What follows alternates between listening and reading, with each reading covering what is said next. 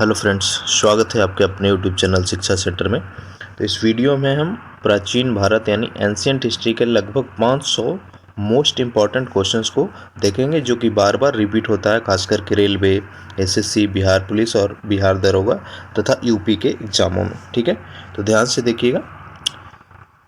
चलिए देखते हैं सबसे पहला सवाल। प्राचीन काल में स्रोत सामग्री लिखने के लिए प्रयुक्त भाषा कौन सी थी? तो प्राचीन काल में जो लिखने की भाषा थी, ध्यान दीजिएगा, भाषा पूछ रहा है, तो वह कौन सी थी? संस्कृत, पाली, ब्राह्मी या खरोष्टी? आंसर हो जाएगा संस्कृत, ऑप्शन ए। दूसरा देखिए, पूरा लेख विद्या का अभिप्राय पूछ रहा है। पूरा लेख विद्या का अभिप्राय, ये हो जाएगा शिलालेख का अध्ययन, ऑप्शन बी सही होगा। बहुत ही इंपॉर्टेंट है, एंशिएंट हिस्ट्री से काफ़ी क्वेश्चंस आते हैं, तो ध्यान से देखते चलिए। नेक्स्ट है, महापाषाण संस्कृति 500 से लेकर के 100 ईस्वी हमें दक्षिण भारत के उस ऐतिहासिक युग से परिचित कराती है जब महापाषाण काल में उपयोग में लाए जाते थे पत्थर से बने अस्त्र, औजार, समाधियाँ या फिर दैनिक उपयोग वाली चीज़ें। तो इसका सही आंसर हो जाएगा पत्थर से घेरी हुई गई समाधियाँ यानी कब्रें, ऑप्शन सी आंसर होगा। नेक्स्ट है, मानव द्वारा प्रयोग की गई पहली धातु। बहुत इंपॉर्टेंट है, बार बार ये पूछा जाता है कि मानव ने किस धातु को सबसे पहले प्रयोग किया है, तो हो जाएगा कॉपर, ऑप्शन बी। चलिए नेक्स्ट है, कालीबंगान किस प्रदेश में स्थित है? इंपॉर्टेंट क्वेश्चन, कालीबंगान कहाँ पे है? राजस्थान, तो ऑप्शन डी हो जाएगा। नेक्स्ट है, धातु से बने सिक्के सबसे पहले कहाँ पर मिले थे? हड़प्पा सभ्यता, उत्तर वैदिक काल, बुद्ध काल या मौर्य काल में? तो इसका आंसर हो जाएगा बुद्ध के काल में आपको धातु से बने सिक्के सबसे पहले मिले थे। नेक्स्ट देखिए, 7वां प्रश्न, हड़प्पा के लोगों की सामाजिक पद्धति कैसी थी? समतावादी, श्रमिक आधारित, वर्ण आधारित या जाति आधारित? हड़प्पा के लोगों की सामाजिक पद्धति, तो ये हो जाएगा उचित समतावादी, ऑप्शन ए सही होगा। नेक्स्ट है, हड़प्पा की सभ्यता के बारे में कौन सी उक्ति सही है?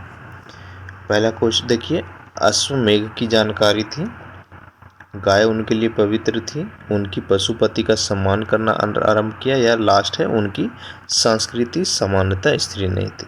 तो ऑप्शन हो जाएगा ऑप्शन सी, पशुपति का सम्मान करना आरंभ किया था। नेक्स्ट देखिए, भारत में खोजा गया सबसे पुराना शहर कौन सा था? तो ये जगह हड़प्पा सभ्यता, ऑप्शन ए।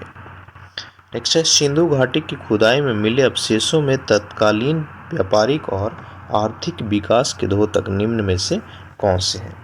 यानी किससे पता चलता है कि वहाँ पे आर्थिक विकास था और व्यापार दोनों होती थी? तो हो जाएगा मुद्राएं, सिक्का।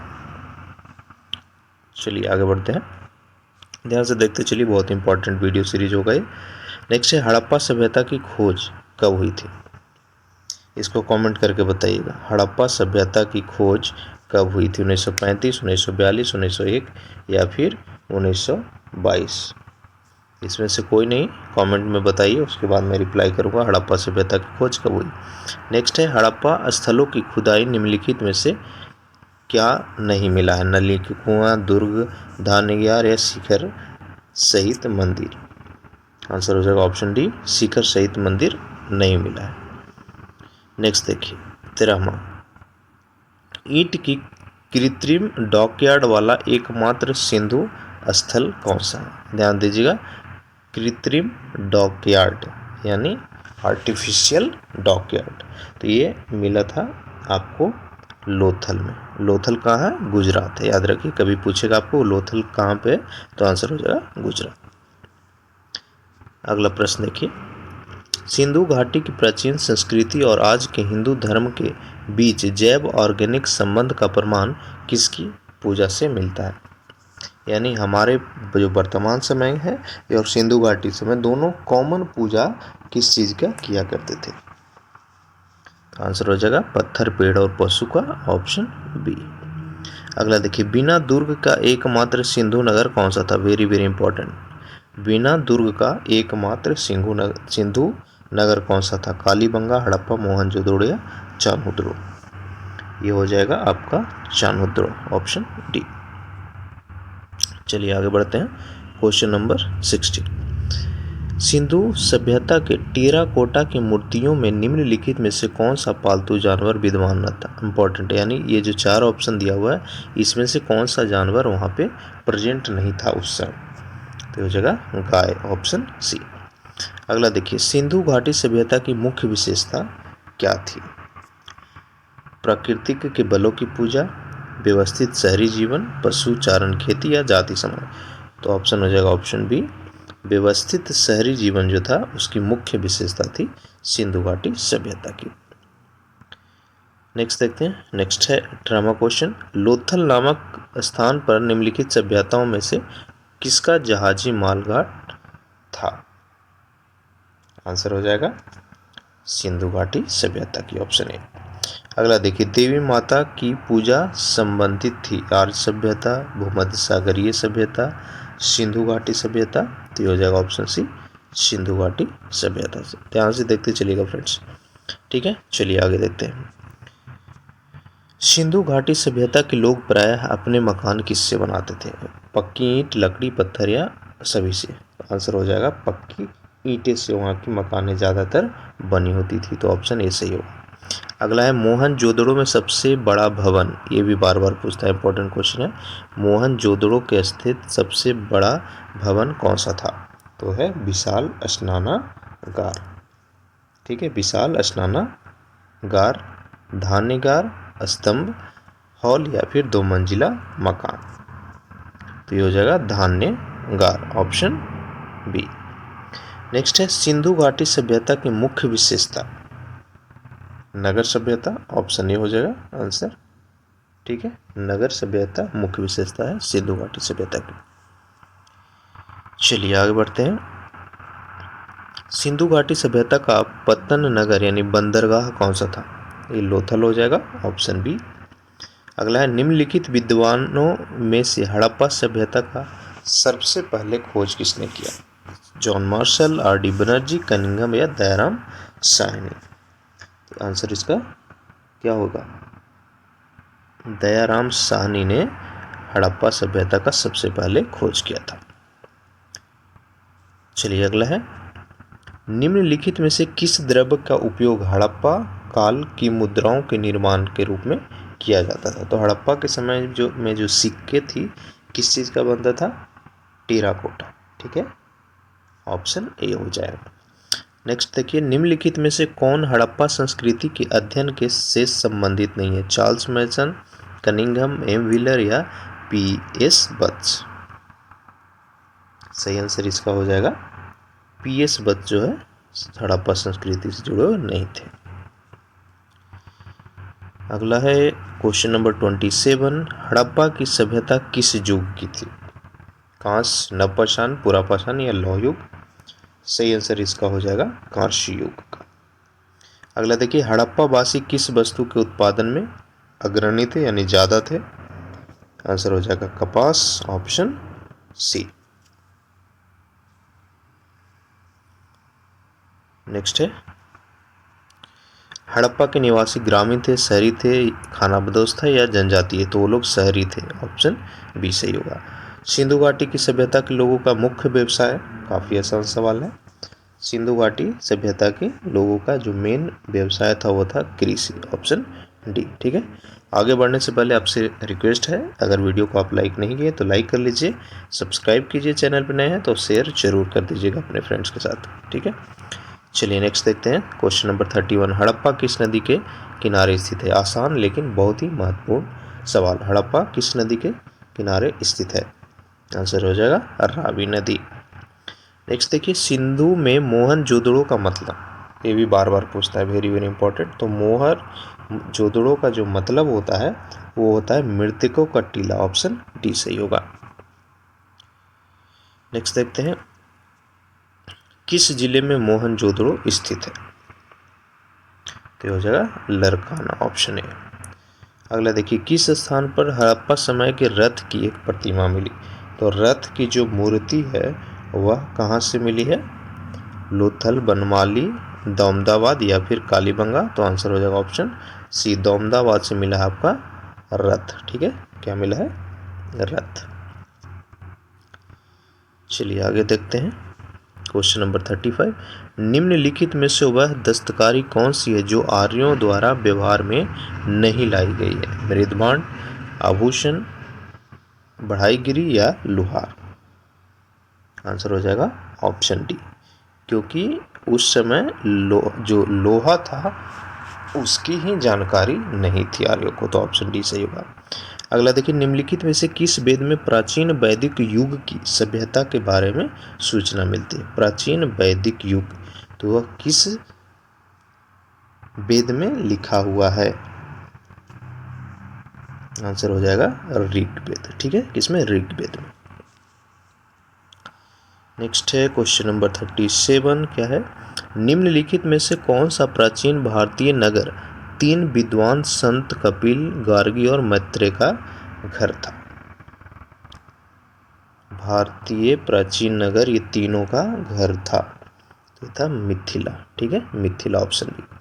नेक्स्ट है, भारतीय शासन के प्रतीक के शब्द सत्यमेव जयते किस ग्रंथ से लिया गया? इंपॉर्टेंट क्वेश्चन, एग्जाम में आए या ना आए आपको पता होना चाहिए। जो हमारा सत्यमेव जयते है वह कहाँ से लिया गया है? आंसर होगा उपनिषद, मुंडकोपनिषद से, ऑप्शन ए। नेक्स्ट देखिए, वेद शब्द का अर्थ क्या है? तो वेद का जो मतलब होता है, शाब्दिक अर्थ जिसको बोलते हैं, होता है ज्ञान, नॉलेज। नेक्स्ट है, वेदों को क्या माना जाता है? आंसर हो जाएगा श्रुति, ऑप्शन बी।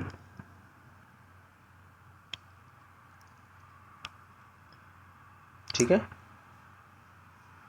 चलिए आगे बढ़ते हैं।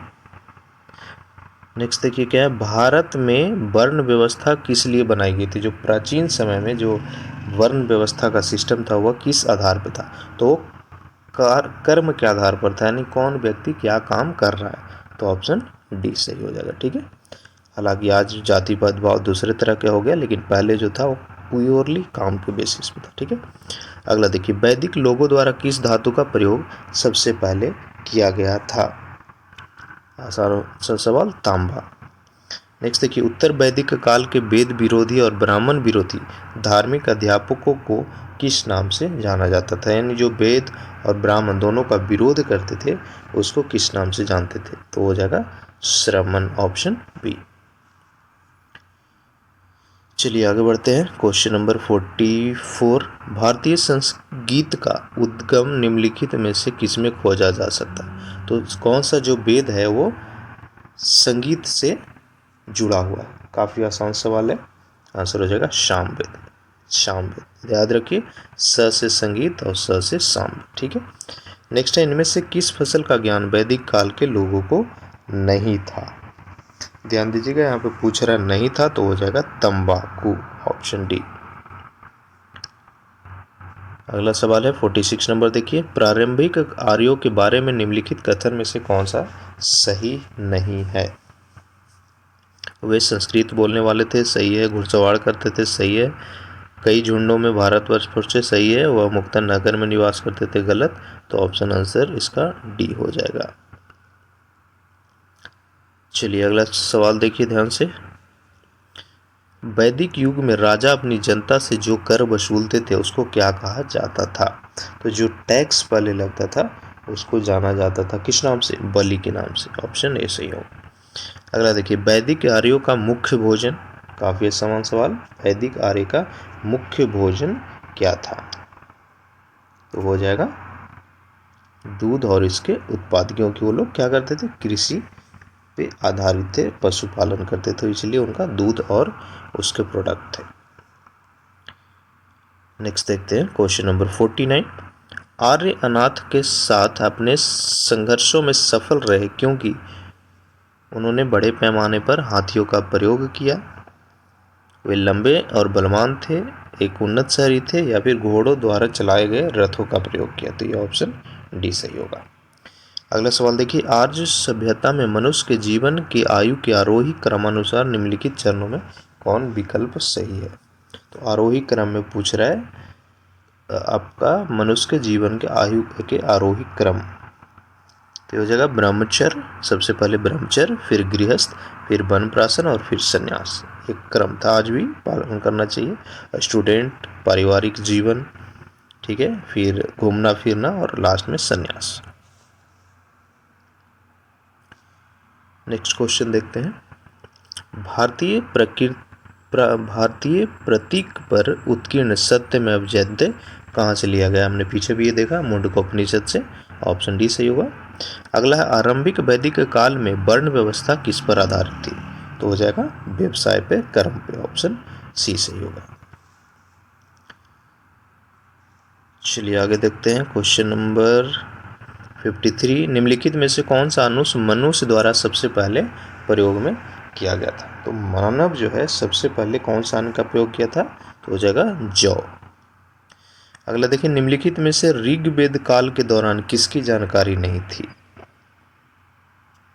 संयुक्त परिवार, कृषि या जाति? तो जाति का वर्णन जो है ऋग्वेद काल में कभी नहीं मिलता है, तो ऑप्शन सी सही होगा इसका।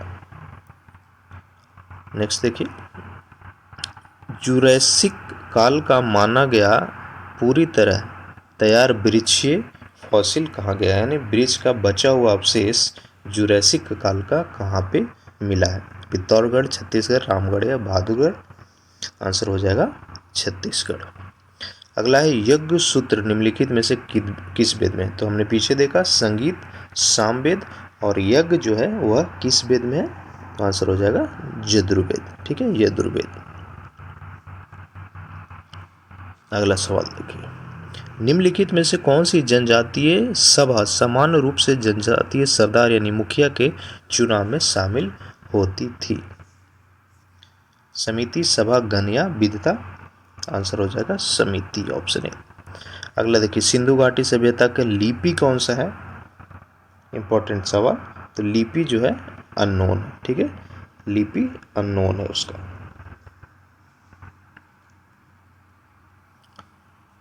नेक्स्ट देखते हैं, निम्नलिखित वैदिक संज्ञातों में से भारतीय संगीत का उद्गम? तो अगेन संगीत हो जाएगा सामवेद। कुछ प्रश्न रिपीट हुए हैं लेकिन अच्छा आपको याद हो जाएगा। चलिए अगला देखते हैं, उपनिषद शब्द का शाब्दिक रूप से अर्थ क्या होता है? उपनिषद का मतलब होता है पास बैठना। Option C. नेक्स्ट देखिए, सिंधु घाटी सभ्यता का गोदीबाड़ा लोथल कहाँ स्थित है? हमने पीछे बताया था आपको। लोथल में क्या है? डॉकयार्ड, जिसको हिंदी में गोदीबाड़ा बोला गया है, और ये गुजरात में स्थित है, तो ऑप्शन बी सही होगा। नेक्स्ट देखते हैं क्वेश्चन नंबर 62, आर्यन जनजातियों की प्राचीनतम बस्ती कहाँ पर है? उत्तर प्रदेश, बंगाल, सप्त सिंधु या दिल्ली? इसका सही आंसर होगा आपको ऑप्शन सी, सप्त सिंधु। नेक्स्ट देखिए, सिंधु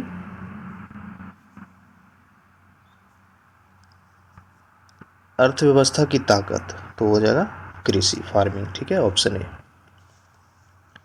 चलिए आगे देखते हैं क्वेश्चन नंबर 64, ध्यान से देखते चलिएगा। निम्नलिखित में से किस देश ने भारत से मोहनजोदड़ो से प्रसिद्ध नर्तक कन्या की प्रतिमा वापस देने के लिए कहा? तो मोहनजोदड़ो किस किस के देश के बीच में? चाइना में तो नहीं है, आपका इंडिया पाकिस्तान का ही कंट्रोवर्सी है वो, तो यहाँ पे आंसर हो जाएगा आपको पाकिस्तान। अगला है, सिंधु घाटी सभ्यता में कालीबंगा निम्नलिखित में से किसके लिए प्रसिद्ध है? तो कालीबंगा में क्या मिली है? कपास की खेती होती थी वहाँ पे। ठीक है, तो ऑप्शन सॉरी कालीबंगा बंदरगाह आपका हो गया गुजरात में। कालीबंगा में जो है वह मिलती थी मिट्टी के पात्र मिले। ऑप्शन डी सही होगा। ठीक है, चलिए आगे बढ़ते हैं। महाभारत का प्रारंभिक नाम क्या था? कथा सरित सागर, जय संहिता, राजतरंगिणी या भारत कथा? तो ये हो जाए आपका जय संहिता। Option B. अगला है, निम्नलिखित वैदिक संहिताओं में से भारतीय संगीत का उद्गम किससे खोजा जाता था? तो ये हो जाएगा सामवेद। आगे देखिए, जिस मनीषी यानी पंडित ने दक्षिण भारत का आर्यीकरण किया वो क्या थे, उनका नाम पूछ रहा है जिसने दक्षिण भारत का आर्यीकरण किया। तो हो जाएगा अगस्त, ऑप्शन सी। अगला है सिंधु घाटी का कौन सा एक स्थल पाकिस्तान में स्थित है? लोथल, कालीबंगा, आलमगीरपुर या हड़प्पा? ये हो जाएगा आपका हड़प्पा, जो है वो पाकिस्तान का एरिया में पड़ता है।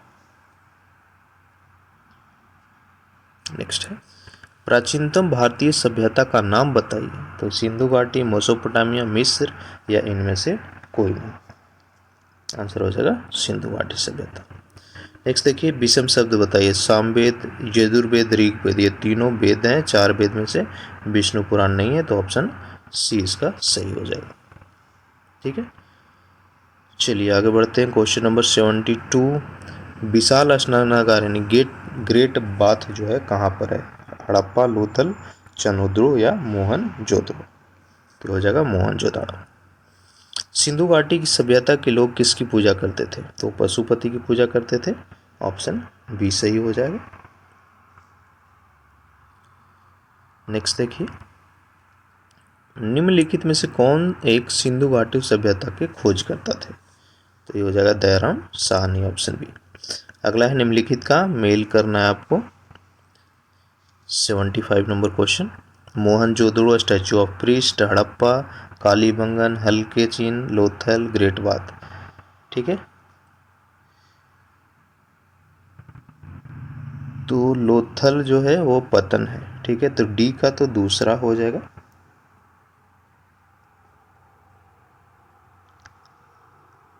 डी का दूसरा।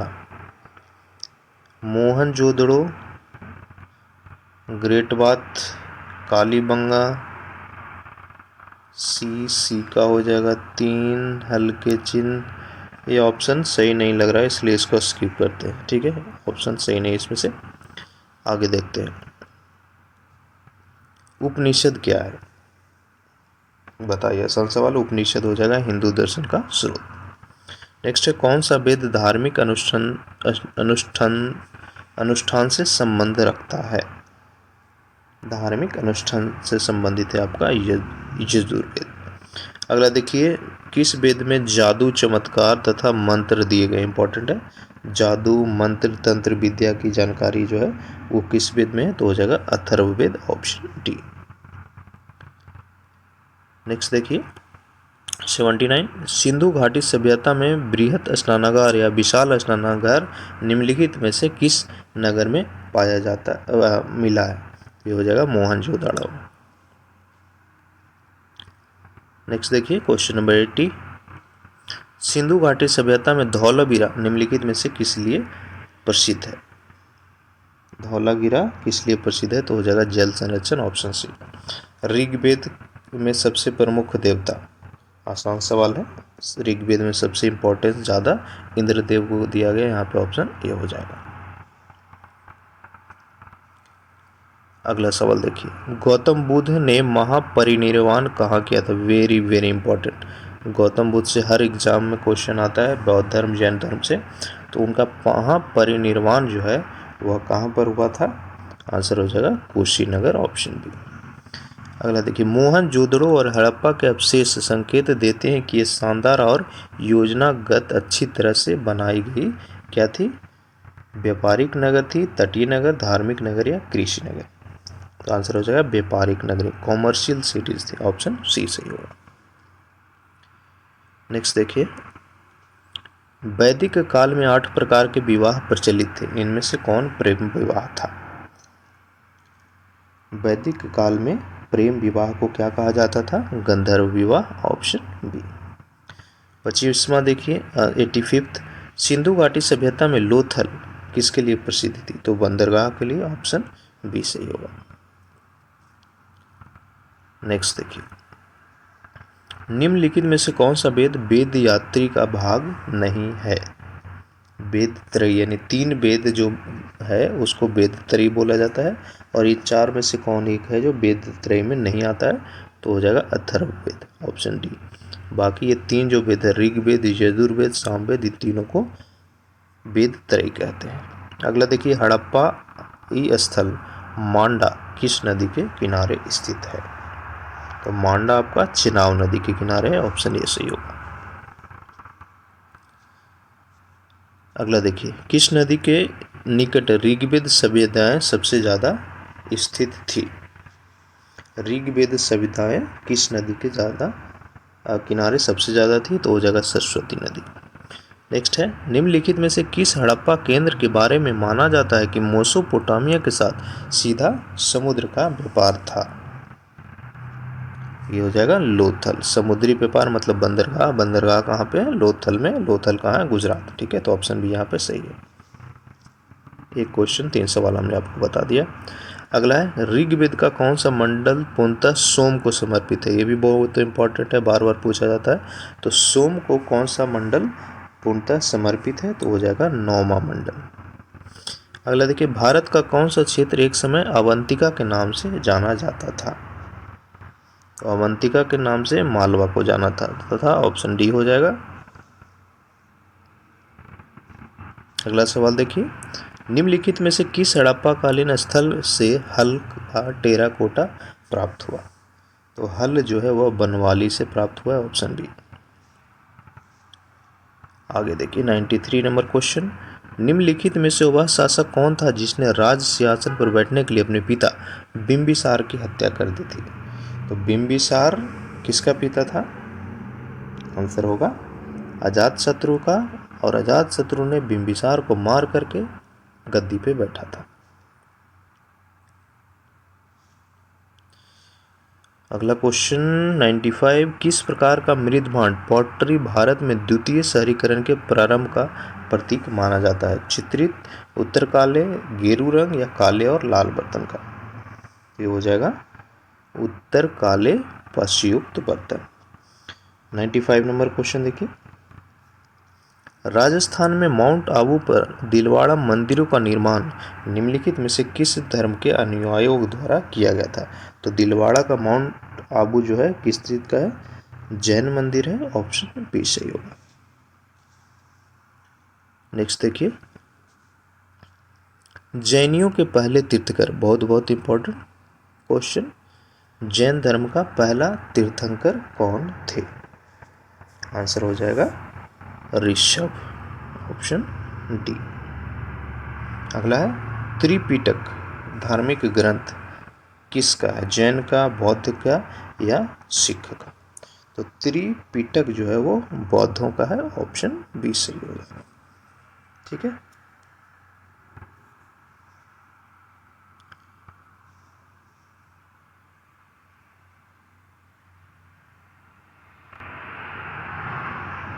आगे देखिए, महावीर की माता का नाम क्या था?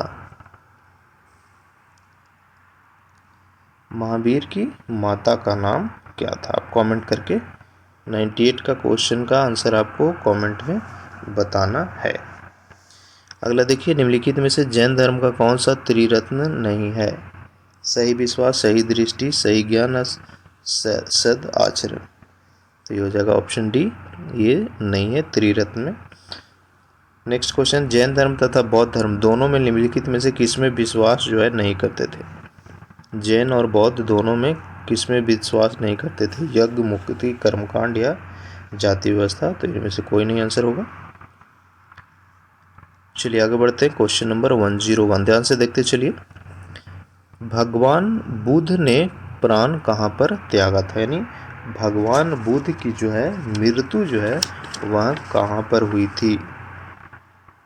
तो ये हो जाएगा कुशीनगर, जिसको महापरिनिर्वाण भी बोला जाता है उनकी मूर्ति को। अगला देखिए, अजंता की चित्रकारी निम्नलिखित में से किससे प्रेरित है? दयालु बुद्ध, राधा कृष्ण की लीला, जैन तीर्थकर या महाभारत का युद्ध? तो ये हो जाएगा बुद्ध। नेक्स्ट देखिए, बौद्ध धर्म, जैन धर्म बहुत इंपॉर्टेंट है, यहाँ से हमेशा प्रश्न आता है। अगला, बौद्धों के विश्वास के अनुसार गौतम बुद्ध का अगला अवतार किसे माना जाता है? अत्रेय, मैत्रेय, नागार्जुन या कल्कि को? क्या हो जाएगा इसका? Maitreya, option B. अगला देखिए, तमिल भाषा के शिल्प पद्दिकारम और मणि नामक गौरव ग्रंथ किस धर्म से संबंधित है? तो ये हो जाएगा हिंदू धर्म। आगे देखिए 105, निम्नलिखित में से कौन सा मठ बौद्ध मठ धर्म से संबंधित है? डामका, चैत्य, खांकवा या अगेरी? तो ये हो जाएगा ऑप्शन बी चैत्य। नेक्स्ट देखिए, निम्नलिखित में से कौन संस्कृत का प्रथम व्याकरणविद था? बहुत महत्वपूर्ण क्वेश्चन ये हमेशा पूछता है। संस्कृत का प्रथम व्याकरण तो हो जाएगा पाणिनि, ऑप्शन डी। नेक्स्ट देखिए, बुद्ध का निर्वाण स्थल निम्नलिखित में कौन सा था? निर्वाण मतलब उनकी मृत्यु का स्थल, तो हो जाएगा कुशीनगर। अगला है, नालंदा विश्वविद्यालय महान केंद्र था किस चीज़ का? तो बेसिकली जो था बौद्ध धर्म से जुड़ा हुआ, वहाँ पर पढ़ाई होती थी ज़्यादातर, तो ऑप्शन ए सही होगा। अगला देखिए, मानव के दुखों के अंत के लिए अष्टांगिक मार्ग पथ का प्रतिपादन किसने किया था? महावीर, गौतम बुद्ध, शंकराचार्य या कबीर? ये हो जाएगा गौतम बुद्ध। गौतम बुद्ध कौन से गणराज्य के थे? आंसर हो जाएगा शाक्य, ऑप्शन बी। और यही कारण है गौतम बुद्ध को शाक्य मुनि भी कहा जाता था। नेक्स्ट देखिए, बौद्ध धर्म में बूल का शब्द संबंध बुद्ध के जीवन की किस घटना से है?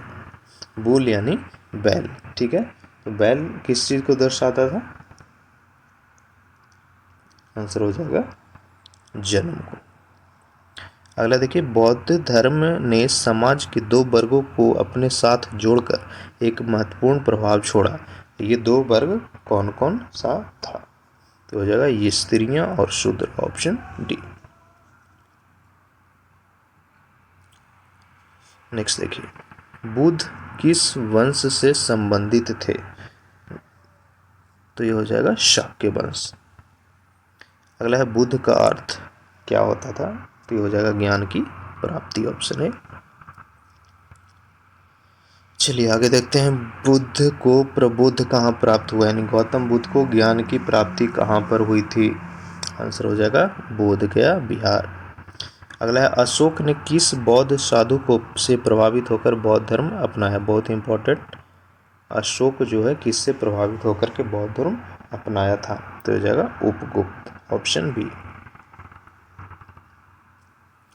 अगला सवाल देखिए, बुद्ध के उपदेश किस भाषा में है? तो ये हो जाएगा पाली में, ऑप्शन सी। निम्नलिखित में से कौन सा एक भारत में लिखित सबसे बाद वाला बौद्ध धर्म का ग्रंथ है? दिव्य वंदना, दोहा कोसा, ब्रजचेतिका या वाम सात पाकशिनी? ये हो जाएगा ऑप्शन डी। आगे देखिए 119 क्वेश्चन नंबर, ध्यान से देखते चलिए। गौतम बुद्ध का जन्म स्थान, ये हो जाएगा लुम्बिनी, जो नेपाल में पड़ता है। प्रारंभिक बौद्ध धर्म ग्रंथों की रचना किस में की गई, यानी किस भाषा में की गई है? तो हो जाएगा पाली भाषा, ऑप्शन बी। अगला है, बुद्ध ने अपना पहला उपदेश कहाँ दिया था? वेरी वेरी इंपॉर्टेंट, तो गौतम बुद्ध अपना पहला उपदेश दिए थे सारनाथ में। अगला देखिए, बुद्ध ने अपना प्रथम धर्म संदेश कहाँ पर दिया? हो जाएगा सारनाथ। आजीवक संप्रदाय का संप्रदाय क्या था? बहुत इंपॉर्टेंट है, आजीवक संप्रदाय का संप्रदाय तो बुद्ध का समसामयिक था, ऑप्शन ए हो जाएगा। नेक्स्ट देखिए, बौद्ध धर्म निम्नलिखित में से किन मतों पर विश्वास करता था?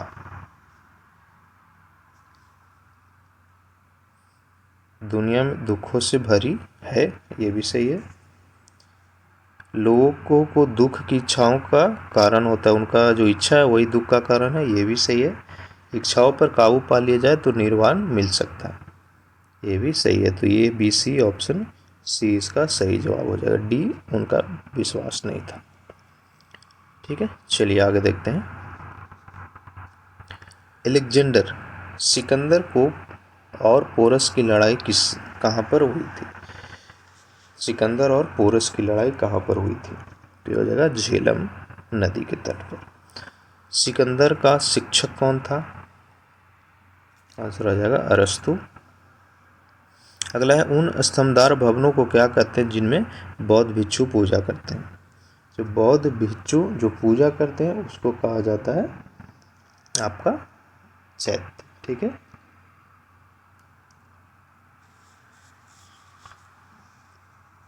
जहाँ रहते हैं उसको विहार कहा जाता है।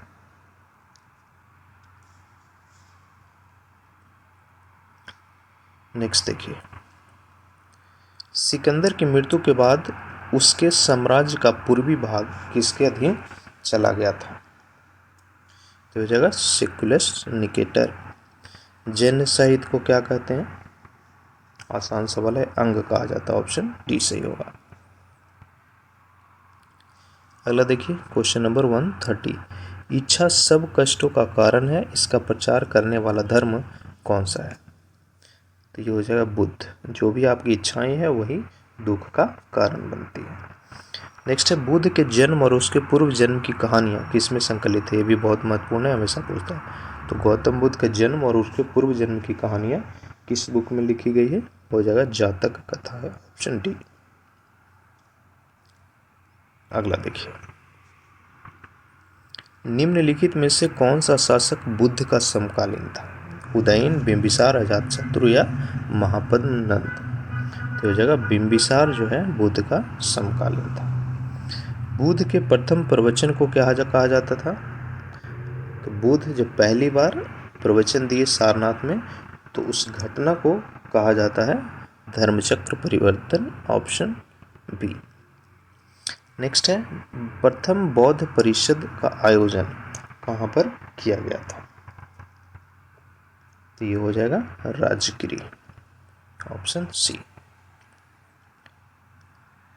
अगला सवाल देखिए, मिलिंद पन्हो क्या है? बौद्ध स्थल, बौद्ध का नाम, कला का बौद्ध या बौद्ध ग्रंथ? आंसर हो जाएगा बौद्ध ग्रंथ। बुद्ध, धम्म और संघ मिलकर क्या कहलाते हैं? ये तीनों को मिलने के बाद क्या कहा जाता है? त्रिरत्न। Option A. नेक्स्ट देखिए, महावीर का प्रथम शिष्य पूछ रहा है, काफी आसान सवाल है। महावीर का प्रथम शिष्य जामली। निम्नलिखित में से कौन सा संप्रदाय बौद्ध धर्म का नहीं है? महायान, हीनयान, दिगंबर या थेरवाद? दिगंबर जो है जैन का है, बाकी जो है वो आपका बौद्ध धर्म का है। आंसर हो जाएगा ऑप्शन सी।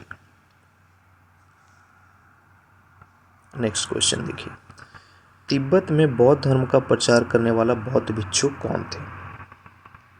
आंसर हो जाएगा पद्मसंभव। नेक्स्ट है, वर्धमान महावीर और किस नाम से विख्यात है? वर्धमान महावीर को किस नाम से जाना जाता है? ये हो जाएगा जेना। अगला सवाल है, भारतीय इतिहास के निम्नलिखित युगों में से किसके दौरान क्षत्रिय एक विशिष्ट पहचान रखते थे? तो ये होगा बुद्ध के युग में। अगला है, गौतम बुद्ध का जन्म किसके द्वारा अंकित किया गया है? तो उनका जन्म जो है वो दर्शाया गया है अशोक मौर्य का रुमनदेही स्तंभ में। अगला सवाल देखिए, जैन तथा बौद्ध धर्म के समय कितने आश्रमों को मान्यता प्राप्त हुई थी? तो हो जाएगा 4। नेक्स्ट है, न्याय सूत्र किसने लिखी? व्यास, गौतम, कपिल या चरक?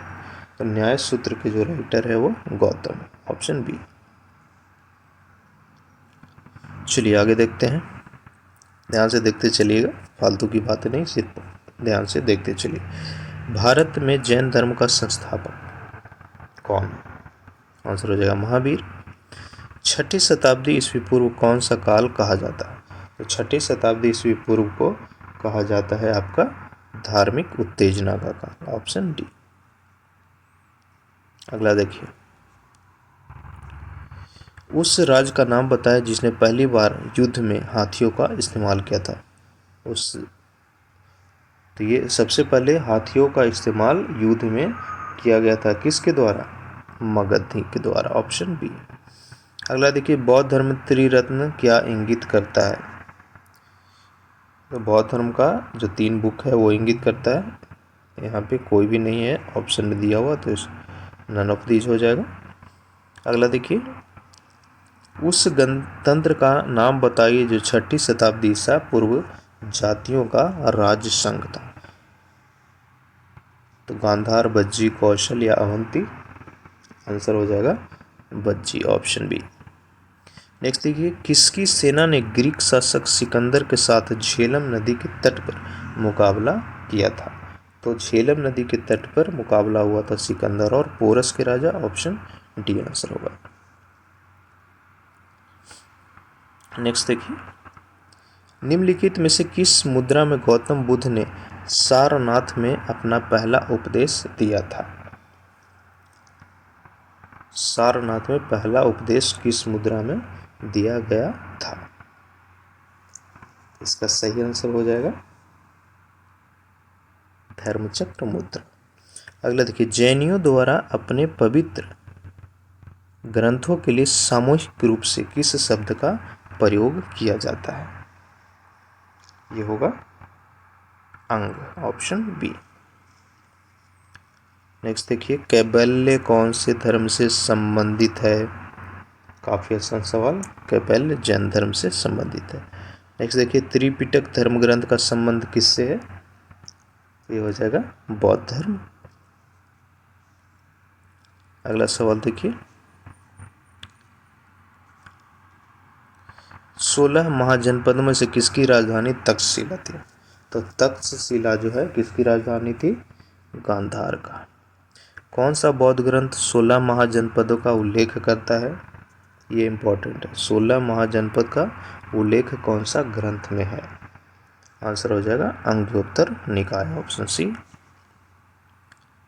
नेक्स्ट देखिए, बौद्ध धर्म महायान और हीनयान में किस शासक के शासन काल के दौरान विभाजित हुआ?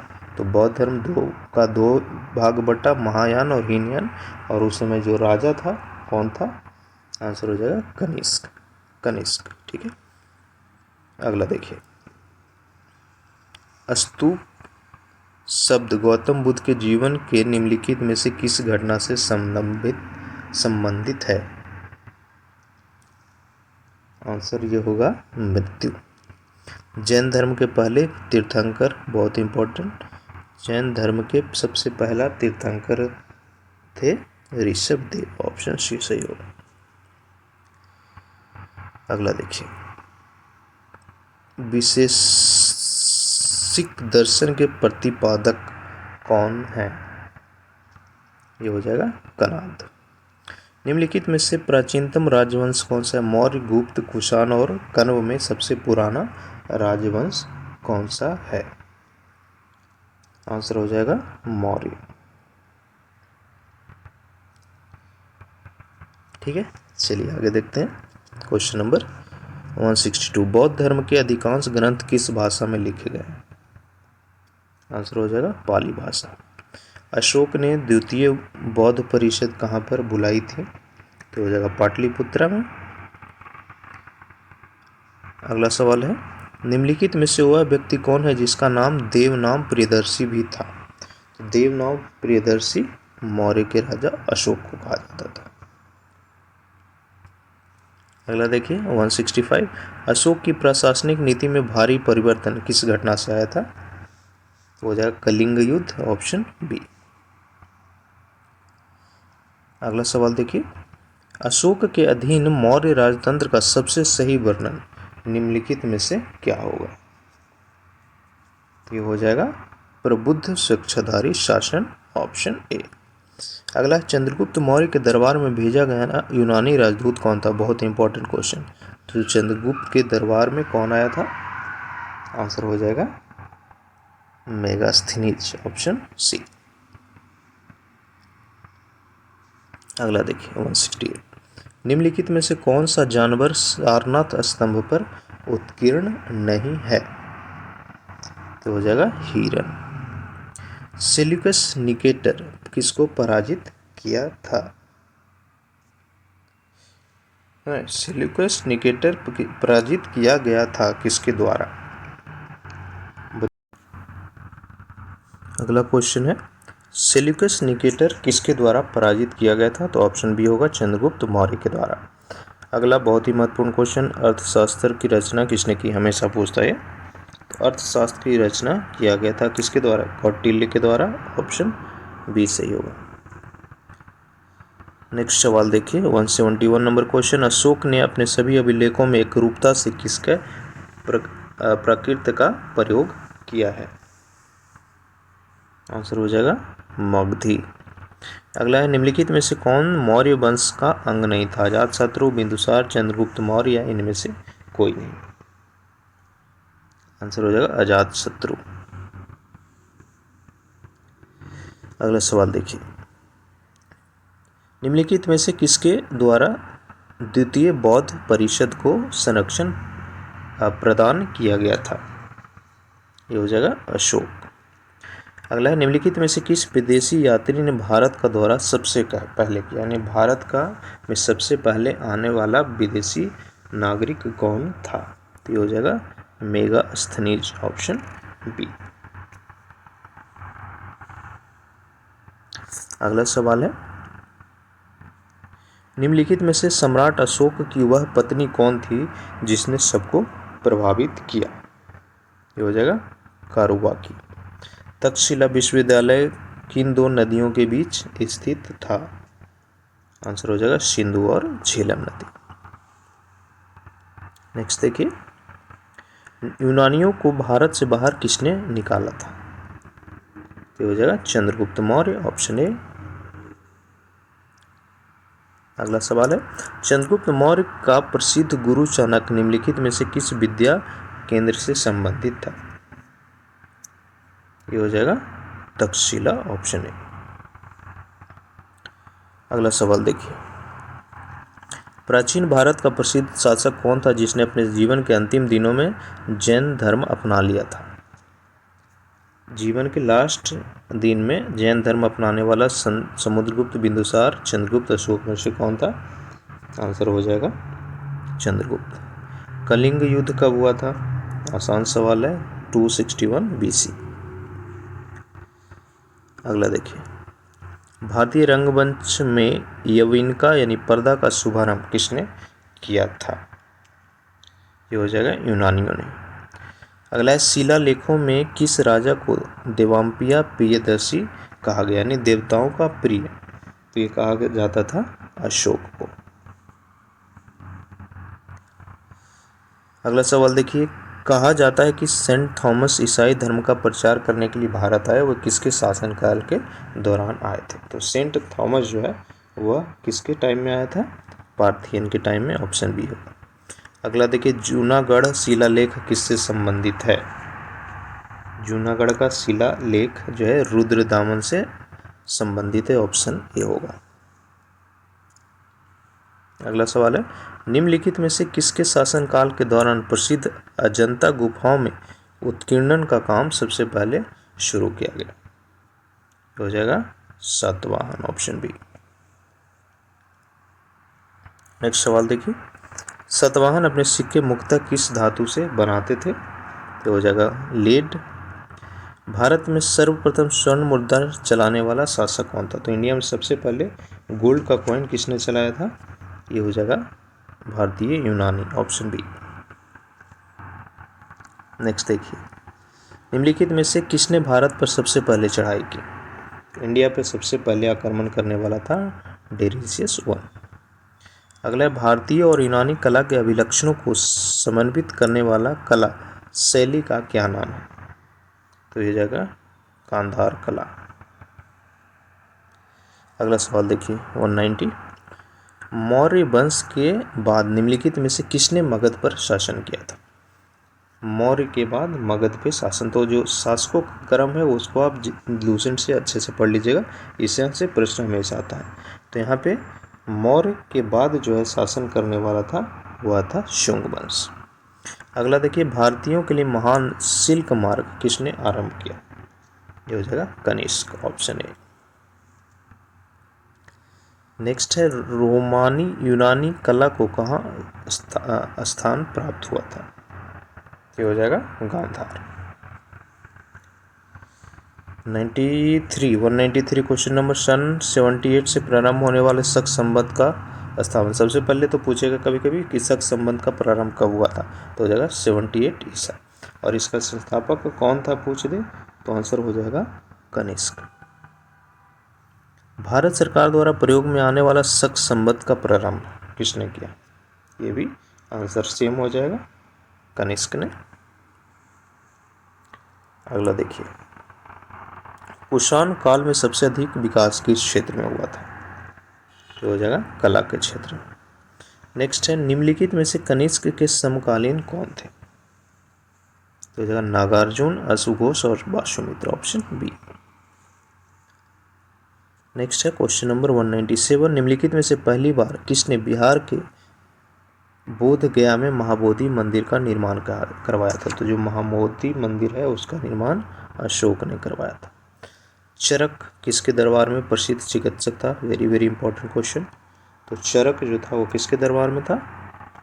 कनिष्क के दरबार में। ठीक है, अगला क्वेश्चन देखिए, पांड्य साम्राज्य की राजधानी कहाँ थी? हो जाएगा Madurai, option B. Next question है 200, भारत का राष्ट्रीय पंचांग किस काल पर आधारित है? तो हमारा जो राष्ट्रीय पंचांग है वो शक काल पे आधारित है। ठीक है।